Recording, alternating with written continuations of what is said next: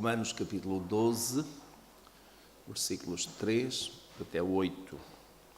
Eu vou começar a ler do versículo 1, que nós já considerámos há 2 semanas atrás, e há aqui uma continuação lógica, não é? Na descrição do apóstolo Paulo.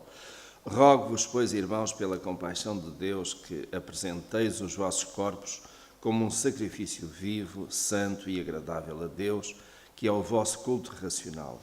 E não vos conformeis a este mundo, mas transformai-vos pela renovação da vossa mente, para que experimenteis qual seja a boa, agradável e perfeita vontade de Deus.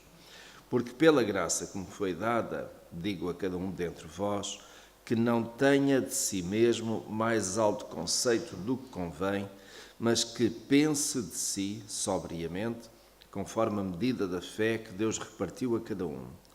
Pois, assim como em um corpo temos muitos membros, e nem todos os membros têm a mesma função, assim nós, embora muitos, somos um só corpo em Cristo e individualmente membros uns dos outros. De modo que, tendo diferentes dons, segundo a graça que nos foi dada, se é profecia, seja ela segundo a medida da fé. Se é ministério, seja em ministrar. Se é ensinar, haja dedicação ao ensino. Ou o que exorta, use esse dom em exortar. O que reparte, faça-o com liberalidade. O que preside, com zelo. O que usa de misericórdia, com alegria. E temos aqui, meus queridos irmãos, uma pequena lista de dons espirituais que está em consonância com outras listas, nomeadamente aquela que nós encontramos em 1 Coríntios, onde, de facto, o apóstolo Paulo, 1 Coríntios 12, 13 e 14, apresenta vários dons espirituais. Para quem, entretanto, entrou, estamos em Romanos, capítulo 12, versículos 3 a 8. Bem-vinda. E a primeira questão que o apóstolo Paulo coloca aqui é exatamente isso. Ele faz aqui uma exortação já. Digo a cada um que não tenha de si mesmo mais alto conceito do que convém. E, naturalmente, por causa disto, eu pergunto, que conceito temos nós de nós próprios? Em outras palavras, o que é que o irmão ou a irmã pensa de si mesmo? Neste momento, todos nós, esta pergunta tem uma resposta imediata, não é? Porque nós não precisamos de pensar o que é que pensamos. O que é que nós pensamos de nós mesmos?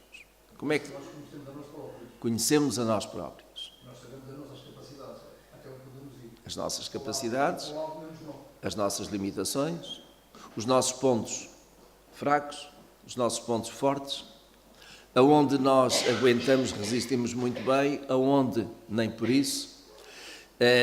Mas alguns acabam por ter um conceito de si mesmo que é redutor, é baixo. Ou seja, quando a pessoa diz, eu não tenho valores, eu não sirvo para nada, isto é alguém que tem um conceito baixo de si mesmo. É uma autoestima muito baixa. E há pessoas assim. E as pessoas que têm esta autoestima muito baixa têm tendência a entrar em depressão. Eu não presto, não sirvo para nada. Ou já não tenho forças, ou não tenho meios, ou não tenho ninguém à minha volta, eu já não consigo fazer nada. Nada daquilo que eu digo é aceite. E a pessoa tem tendência a ter uma autoestima muito baixa, não é? Mas há exatamente o inverso. Há aquelas pessoas que dizem, se eu não fizer, ninguém faz bem feito. Se eu não estiver lá, sai tudo errado. Se eu... E digamos, o eu aí já não é autoestima baixa, mas é autoestima demasiado elevada, mais arrogante. O apóstolo Paulo está a dizer isso, não é? Que nenhum de nós deve ter um conceito, um mais alto conceito de si mesmo, naquele sentido de se querer colocar mais acima dos outros, mais importante que os outros, imprescindível. Isso é vaidade, é arrogância. Não é? é intolerância com os outros também. Eu é que sei, eu é que sou capaz. Vaidade também, não é? E o apóstolo Paulo está a trazer isto. Porquê? Porque a seguir ele introduz um tema que é de facto muito, muito importante, que é a questão do corpo. E eu aqui até coloco corpo, membros, funções. E depois ele fala nos dons. Mas é interessante que aqui nos versículos 4 e 5, ele diz assim, já agora, é um aspecto, mas eu depois volto lá. Mas o verso 4 diz, pois assim como em um corpo temos muitos membros, e nem todos os membros têm a mesma função, e nós encontramos aqui 3 palavras que precisamos de considerar. Corpo, membros, função. A minha tem operação. Operação? E operação. Função, que é o caso de função, não é? Quando nós estamos a operar não no sentido de bloco operatório, mas quando nós estamos a trabalhar, quando estamos a exercer funções, então é isso.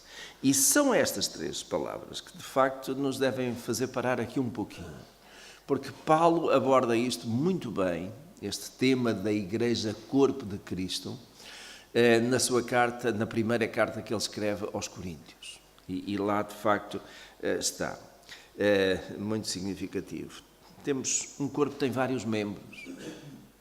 E Paulo até diz, e isto até é a propósito de que ninguém deve ter em conta de si mais elevada conta do que convém.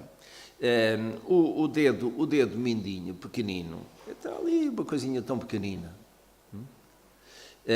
Mas se ele não estiver lá, nós sentimos a falta. Qualquer dos outros dedos. Até, inclusive, quando nós temos uma dor na unha, que está encravada ou que está dorida, nós sentimos essa dor por todo o corpo.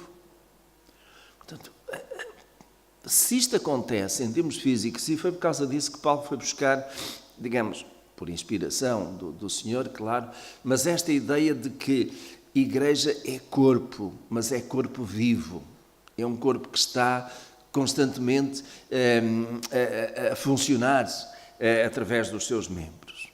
E digamos, há 3 ou 4 aspectos que eu gostaria de deixar muito bem sublinhado com esta ideia de corpo. O corpo tem que estar unido.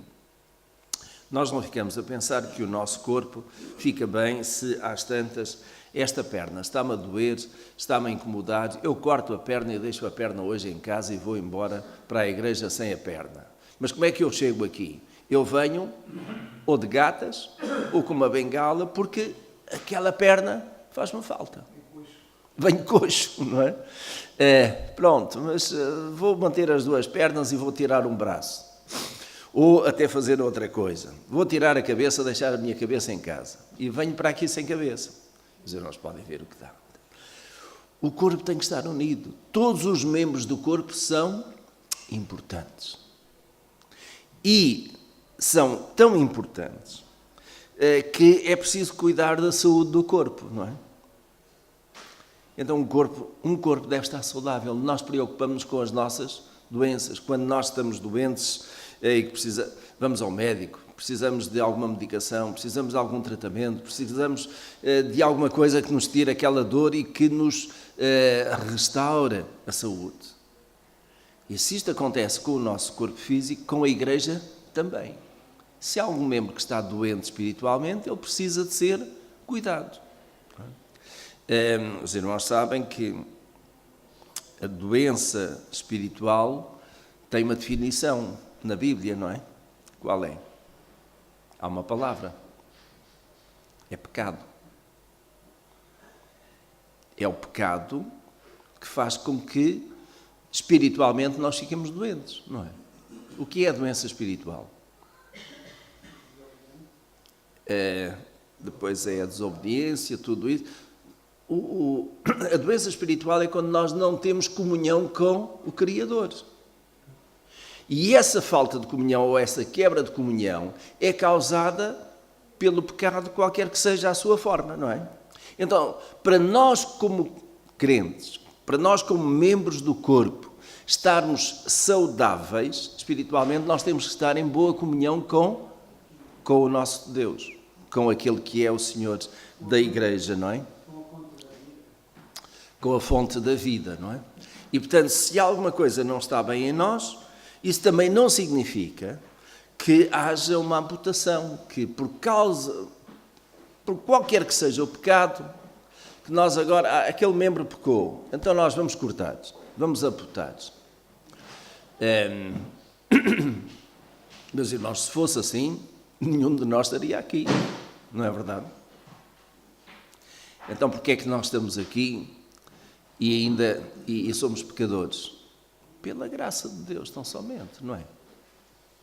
Eu estou aqui, faço parte deste corpo, do corpo de Cristo, pela graça de Deus.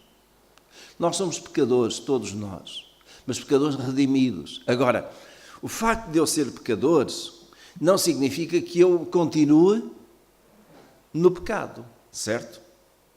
Então eu preciso de me libertar do pecado. E essa libertação do pecado, digamos, neste contexto que nós estamos a falar em termos de saúde, é o quê? É tirar a doença, não é? É ir ao médico. Exatamente, é ir ao médico. Então, digamos, esta vitalidade, e por isso é que quando Paulo usa algumas analogias, como esta da Igreja Corpo de Cristo, tem este propósito. O corpo tem que estar unido, o corpo tem que estar saudável, o corpo também é dinâmico, não é? Nós não ficamos assim toda a vida, pois não. Os irmãos e irmãs agora estão mais ou menos estáticos, mas não vão ficar aqui para o resto do dia de hoje. Daqui a pouco levantamos e vamos embora. Assim como o nosso corpo é dinâmico, e mesmo quando nós estamos sossegadinhos, há alguma coisa no nosso corpo que está a mexer, mal de nós, senão isso significaria que estaríamos mortos, não é? Mas o coração mexe, e é bom que mexa. Os nossos pulmões mexem. Portanto, há uma dinâmica própria dentro do corpo. E assim é também na igreja. Às vezes parece que a igreja está parada, mas ela pode estar em movimento, não é? Por exemplo, quem não vem durante a semana, às vezes não sabe aquilo que se vai fazendo durante a semana aqui. E vai havendo, e tem havido. Várias reuniões, alguns trabalhos. Quem só vem, por exemplo, um dia da semana e não vem nos outros dias, não vem ao domingo, também não vê o crescimento, a dinâmica da igreja. E esse é o outro aspecto. Há um outro aspecto interessante também, que é em relação ao corpo, que é crescimento. Um corpo está em crescimento. E eu pergunto, algum irmão aqui que acha, eu não estou em crescimento, eu já cresci tudo o que tinha a crescer, já não estou a crescer, o meu corpo já não está a crescer. Alguém? Ainda bem que ninguém levantou a mão. É para a frente. É. Mas nós cá dentro estamos em crescimento também. Há células que se vão renovando. Às vezes é isso. Nós crescemos um pouco para o lado, o chamado tecido adiposo, não é? A gordura que vai ficando. E isso é crescimento também. Não é? Porque um corpo não fica sequinho, não fica estático. Não é? Espiritualmente também, a igreja tem que estar em crescimento. Às vezes o número de membros até pode ficar durante ali um tempo com o mesmo número, mas há um crescimento. Porquê? Porque não é só o crescimento numérico, o crescimento espiritual. E ai do corpo vivo que não esteja em crescimento. Ai da igreja que não esteja em crescimento. Ai da igreja que realmente não consiga ter esta dinâmica de crescimento. Pode não ser numericamente, e a nossa igreja até tem crescido numericamente, mas espiritualmente também, isso é importante. Bem-vinda. Se tem uma Bíblia, estamos a estudar Romanos capítulo 12. Não tem, mas alguém vai poder fazer chegar uma Bíblia aí. Depois temos o quê? Membros. Membros que também têm algumas características. Nós somos todos iguais.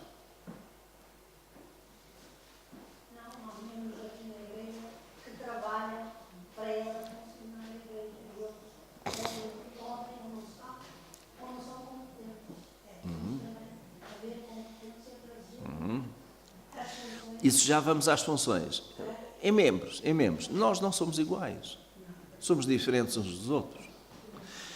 Tivemos um percurso cristão diferente.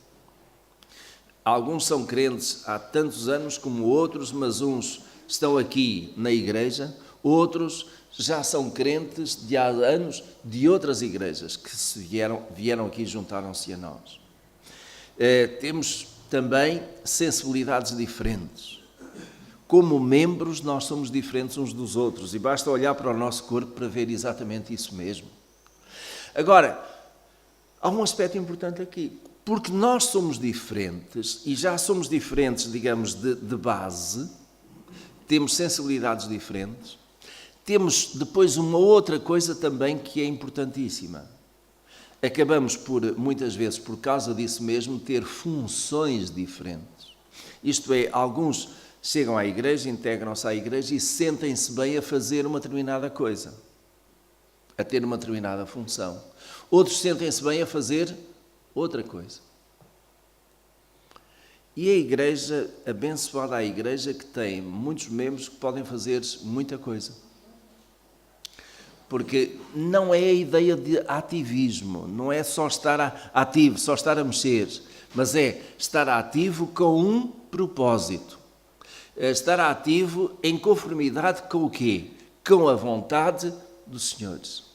E isso até vem, e digamos, vai mais ao encontro até do que está no final do versículo 2 deste capítulo. Para que experimenteis qual seja a boa, agradável, perfeita vontade de Deus. Quando eu me deixo transformar pelo Senhor, então eu sou ajustado e até algumas capacidades que eu não tinha antes e que passo a ter. E passo a ter por via de quê? Por via daquilo que vem a seguir. Dons espirituais. E este é o nosso terceiro ponto aqui deste conjunto. E temos vários dons espirituais.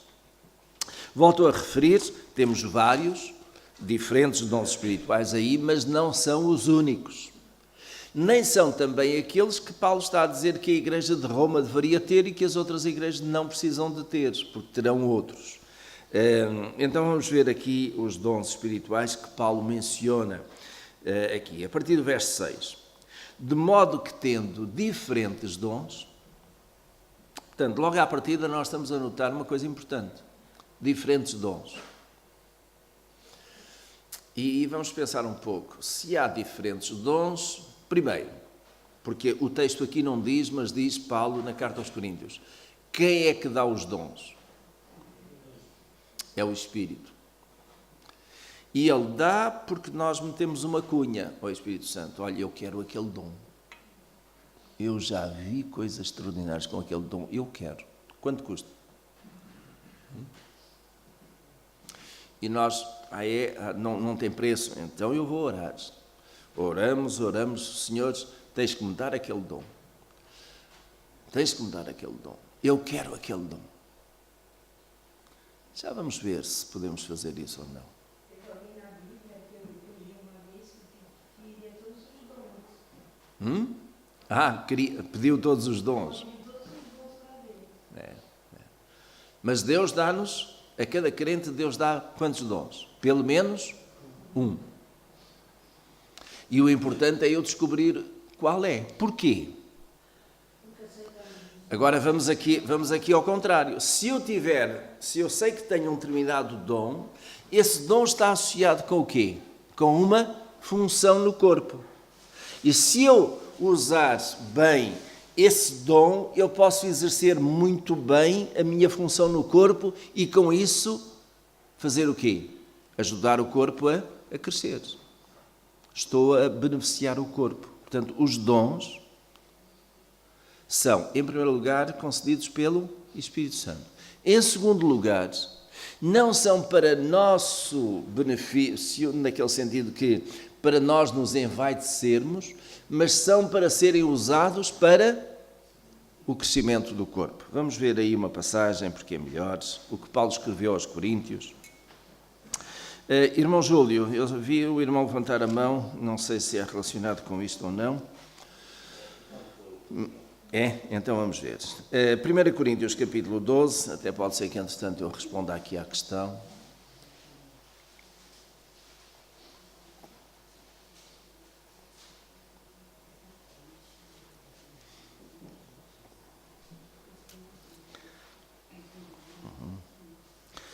1 Coríntios capítulo 12.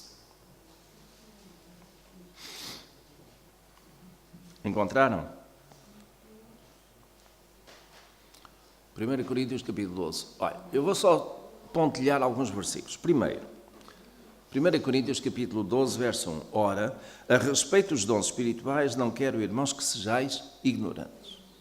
Portanto, este é o assunto que o apóstolo Paulo queria muito que houvesse clareza. Nós não podemos deixar de falar de dons, temos que falar sobre eles e falar muito bem.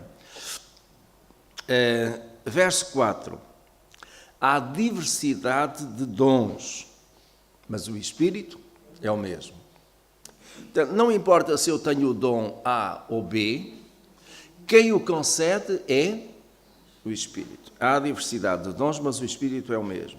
Depois notem, há diversidade de ministérios, mas o Senhor é o mesmo. 6. Há diversidade de operações, mas é o mesmo Deus que opera tudo em todos. A cada um, vejam bem esse versículo, a cada um, porém, é dada a manifestação do Espírito para proveito comum. Um e comum. Ou seja, a cada um é dado a manifestação do Espírito. E a manifestação do Espírito é como, neste contexto aqui? Através do dom. Portanto, a cada um de nós, crente, tem pelo menos um dom. Mas esse dom é para quê? É para proveito comum. Ou seja, é para ser utilizado de tal modo que toda a igreja beneficie disso. E depois ele menciona vários. Verso 11. Mas um só é o mesmo Espírito, opera todas estas coisas, distribuindo particularmente a cada um, e volta a sublinhar, cada um como quer. Isto é, meus irmãos, eu não tenho o direito de chegar junto de Deus e dizer: Senhor, da lista de dons, eu gosto mais daquele, porque aquele é mais exuberante, aquele dá mais nas vistas, é mais o meu estilo. Eu quase que direi, seguramente é esse que o Espírito não vai dar. Porque se é com essa intenção de ser exuberante, de ser para vaidade, seguramente não é esse. Porque os dons não é para isso, não é para vaidade própria. Mas volto a dizer, distribuindo particularmente a cada um. Portanto, é com isto, só aqui neste conjunto de versículos, temos dois que mencionam bem que a cada um, ou seja, cada um de nós recebeu pelo menos um dom espiritual e que deve ser para benefício comum. O verso 12 diz: porque assim como o corpo é um e tem muitos membros, e todos os membros do corpo, embora muitos formam um só corpo, assim também é Cristo. Verso 18 deste mesmo capítulo: mas agora Deus colocou os membros do corpo, cada um como quis. E depois tem no verso 31, o último versículo aqui. Será que este versículo contradiz o que eu venho a dizer? Mas procurai com zelo os maiores dons, ademais eu vos mostrarei um caminho sobremodo excelente. Procurai com zelo os maiores dons. E logo aqui, então, isto significa o quê? Que eu tenho o direito de chegar junto de Deus, do Espírito Santo, e dizer: Senhor, aí da lista dos maiores dons, eu quero pelo menos um desses. É isso que o apóstolo Paulo está a dizer? Procurar aquele a quem o Espírito concedeu, para quê? Para que esse não fique desperdiçado. Para o que for útil. Para o que for útil. E depois, meus irmãos, ademais eu vos mostrarei um caminho mais excelente. É assim que está a vossa tradução? É. E eu pergunto, que caminho é esse? É o que está a seguir, exatamente. É. O capítulo 13, que é chamado o capítulo do amor, tantas vezes lido este capítulo em casamentos, porque de facto o casamento, o amor entre o homem e a mulher é uma coisa excelente, extraordinária. E tem aqui características exatamente como o marido e a mulher se devem comportar e o amor que devem ter. Mas isto foi escrito primeiramente para a igreja, para os crentes, na forma de exercerem os seus dons uns com os outros. é em amor. E se é em amor, não é em arrogância. Se é amor, não é em vaidade. Se é amor, não é em imposição. Mas nós ministramos, nós servimos, nós usamos os dons que o Senhor nos deu em amor. E aquilo que fazemos deve ser realmente em amor. Vamos voltar a Romanos. Era importante termos esta visão daquilo que o apóstolo Paulo falou. E se os irmãos lerem lá em 1 Coríntios, capítulo 12, tem uma lista de dons espirituais. Vamos àqueles que o apóstolo Paulo menciona aqui em Romanos, capítulo 12. E Romanos, capítulo 12, verso 6. De modo que, tendo diferentes dons, segundo a graça que nos foi dada, vocês não estão a ver? Segundo a graça que nos foi dada. Em primeiro lugar, reparem isto, que é muito importante. Graça é a graça de Deus. É pela graça de Deus que alguém que era pecador e que ainda continua a ser pecador, embora remido, vai receber um dom espiritual. Já agora, meus irmãos, deixem-me também esclarecer aqui, porque às vezes pode ficar esta confusão. A palavra, há uma diferença entre dom e talento. Os irmãos sabem qual é? Por exemplo, caso da música. Há não crentes que têm um talento extraordinário para a música. Mas há alguém que se converteu, que não tinha, digamos, essa propensão para a música e que Deus lhe vai conceder o dom de cantar. Não estão assim, mas o dom de cantar não está na lista. Pois não está na lista. Então será que cantar é um dom?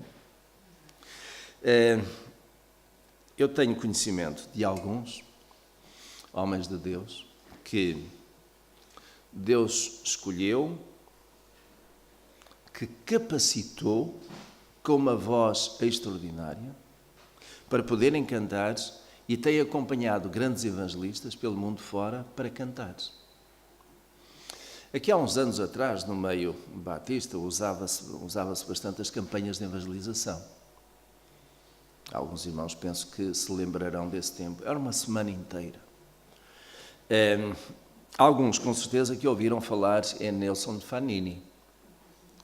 Nelson Fanini é um grande pregador brasileiro que era usado e pregou em grandes estádios, em grandes ocasiões, pelo Brasil e pelo mundo inteiro, inclusive aqui em Portugal.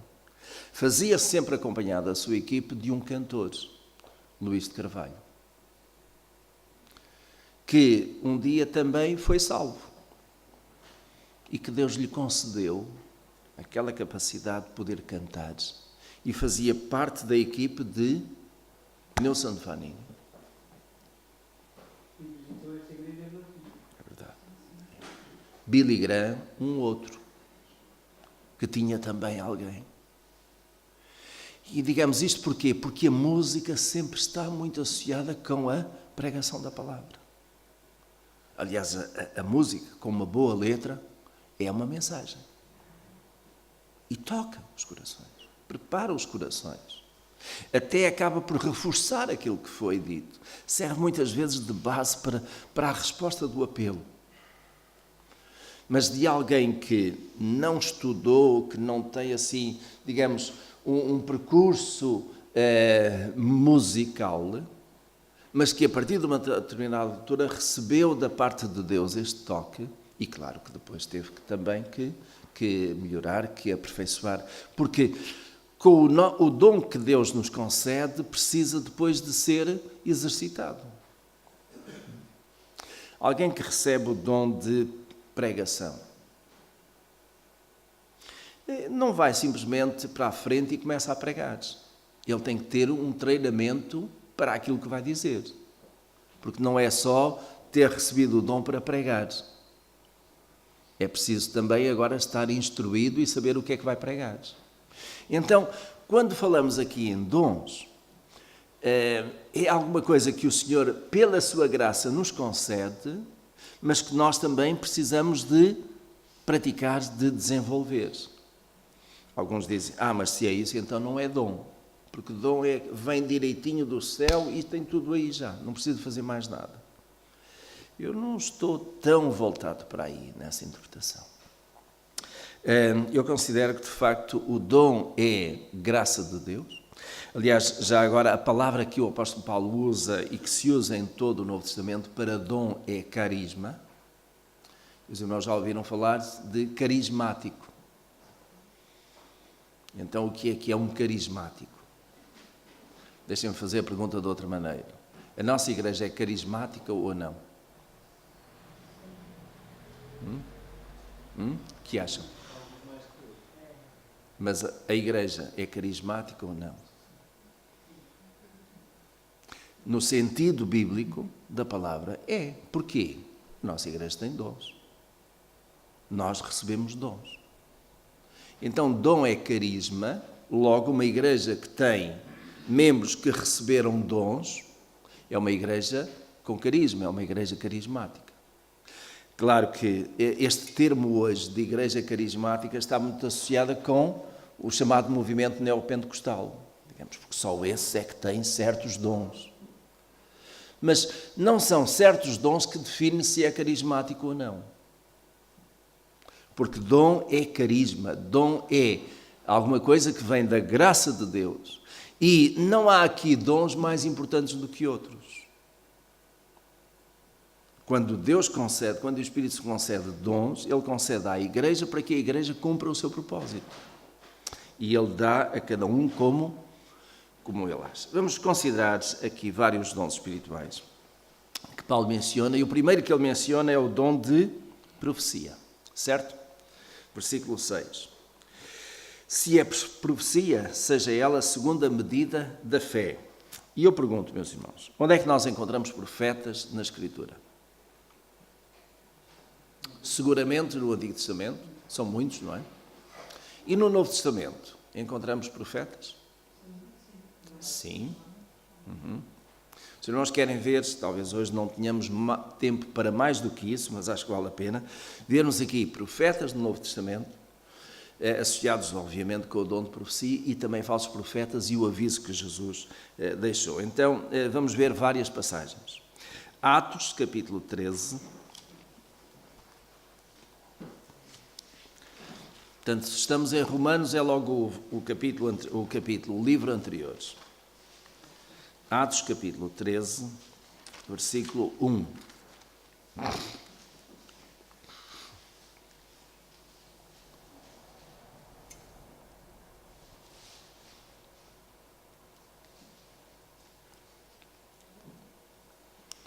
Atos, capítulo 13, versículo 1. Diz assim a Escritura. Ora, na igreja em Antioquia havia profetas e mestres, a saber, Barnabé, Simeão, chamado Níger, Lúcio de Cirene, Manaém, Colasso de Herodes, o tetrarca, e Saulo.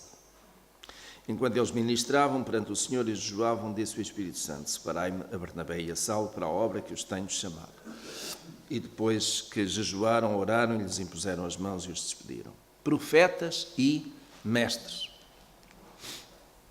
E é interessante porque quando nós vamos a uma outra carta do apóstolo Paulo, e vamos já para lá, mas deixem ficar aí uma mão em Atos, mas vamos rapidinho a Efésios capítulo 4. Efésios capítulo 4, versículo 11.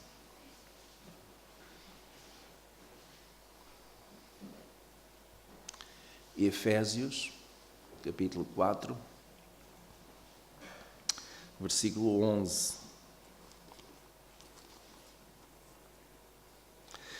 E Paulo assim escreveu: e ele deu uns como apóstolos, e outros como profetas, e outros como evangelistas, e outros como pastores e mestres, tendo em vista o aperfeiçoamento dos santos para a obra do ministério, para a edificação do corpo de Cristo, até que todos cheguemos à unidade da fé e do pleno conhecimento do Filho de Deus ao estado de homem feito, à medida da estatura da plenitude de Cristo, para que não sejamos mais meninos inconstantes, levados ao redor por todo o vento de doutrina, pela fraudulência dos homens, pela astúcia tendente à maquinação do erro. Antes, seguindo a verdade em amor, cresçamos em tudo naquele que é a cabeça, Cristo, do qual o corpo inteiro, bem ajustado e ligado pelo auxílio de todas as juntas, segundo a justa operação de cada parte, efetua o seu crescimento para a edificação de si mesmo em amor.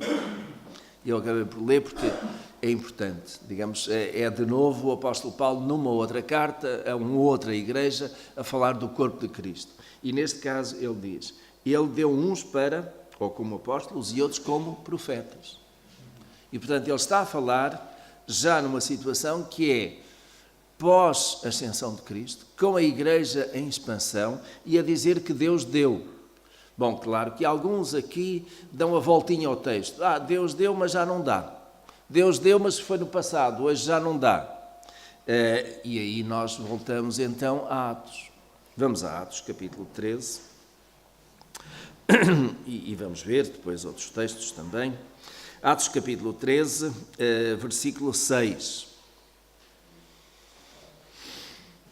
Portanto, nós vemos ali que na igreja de Antioquia havia profetas e mestres. Em Atos capítulo 13, versículo 6, também Paulo encontrou um falso profeta. Havendo atravessado a ilha toda até Pafos, acharam certo mago, falso profeta, judeu, chamado Bar Jesus, que estava com o procônsul Sérgio Paulo, homem sensato. Este chamou a Barnabé e Saulo e mostrou desejo de ouvir a palavra de Deus. Mas resistia-lhes Elimas, o encantador, porque assim se interpreta o seu nome, procurando desviar da fé o procônsul. Todavia Saulo, chamado Paulo, cheio do Espírito, focando os olhos nele, disse, ó filho do diabo, cheio de todo o engano, toda a malícia, inimigo de toda a justiça, não cessarás de perverter os caminhos retos do Senhor. Agora eis a mão do Senhor sobre ti e ficarás cego, sem ver o sol por algum tempo. Imediatamente caiu.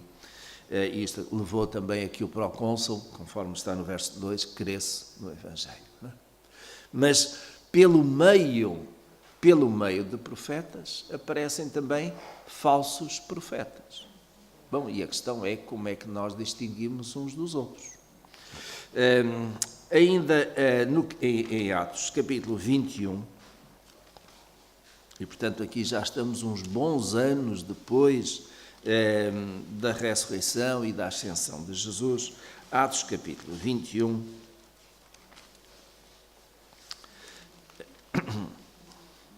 versículos 8 e 9, Atos capítulo 21. Partindo no dia seguinte, fomos a Cesareia, e entrando em casa de Filipe, o evangelista, que era um dos 7, ficámos com ele. Era um dos 7 quê?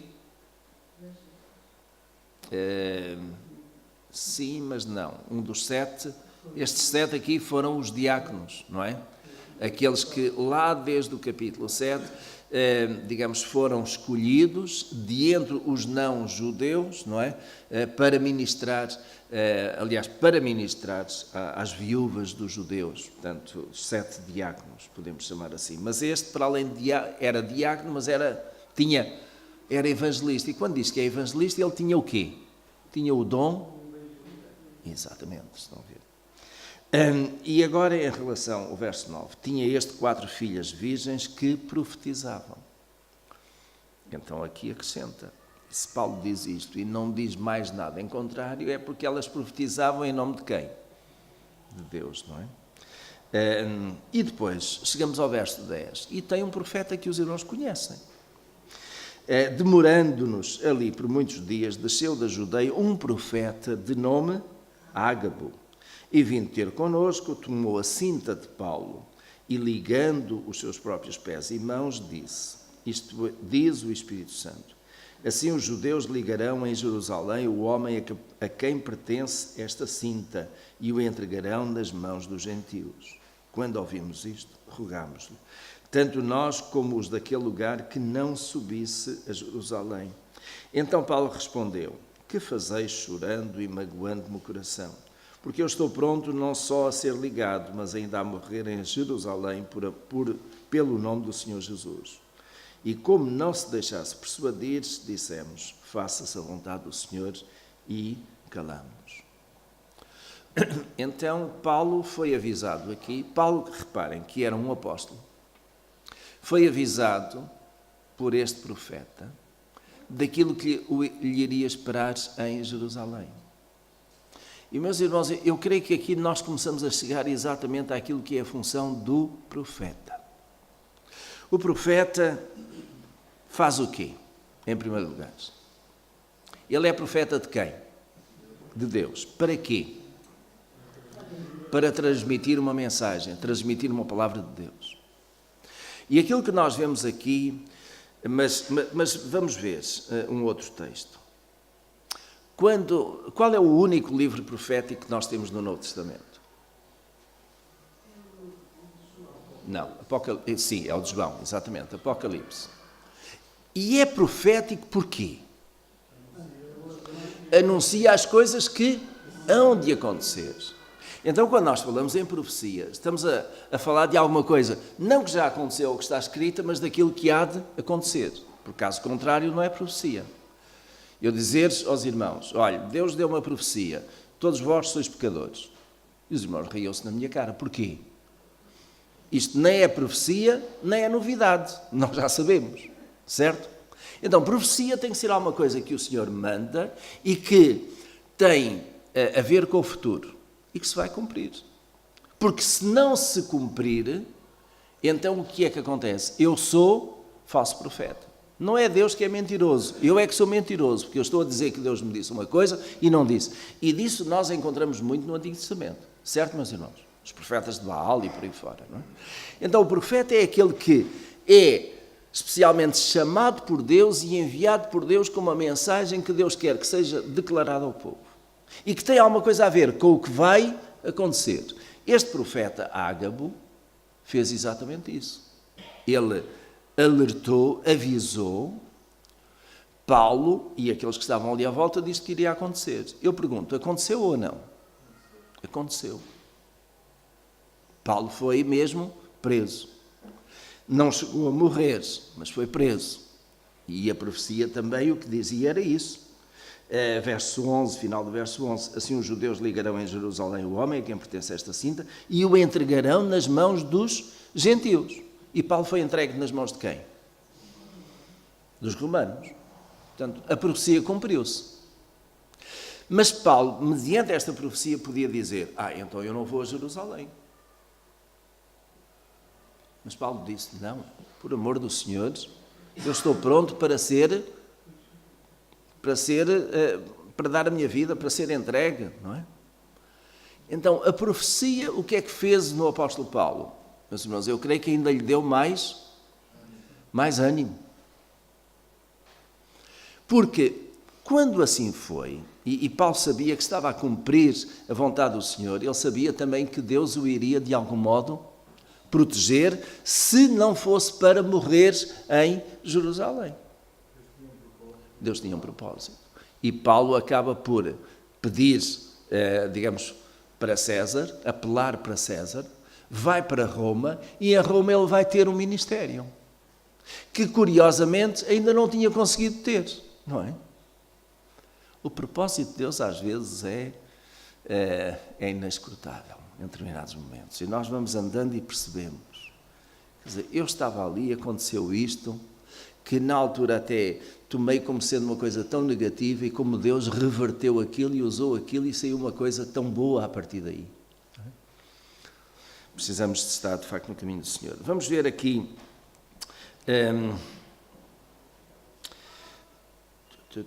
poderia ser... Marcos. Vamos a Marcos, capítulo 13.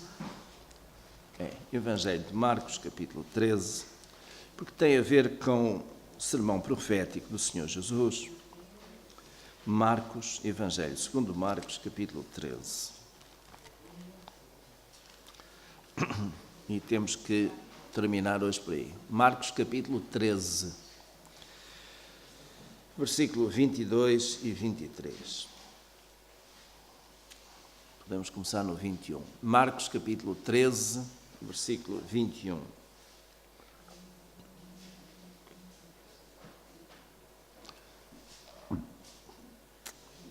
Já todos encontraram? E o 21 diz assim: Então, se alguém vos disser, eis aqui o Cristo, ou ei-lo ali, não acrediteis. Porque hão de surgir falsos cristos e falsos profetas, e farão sinais e prodígios para enganar, se possível, até os escolhidos. Ficai vós, pois, de sobreaviso, eis que de antemão vos tenho dito tudo. E reparem aqui, de antemão, isto é, previamente, vos tenho dito tudo. Vai acontecer. Vão aparecer falsos profetas.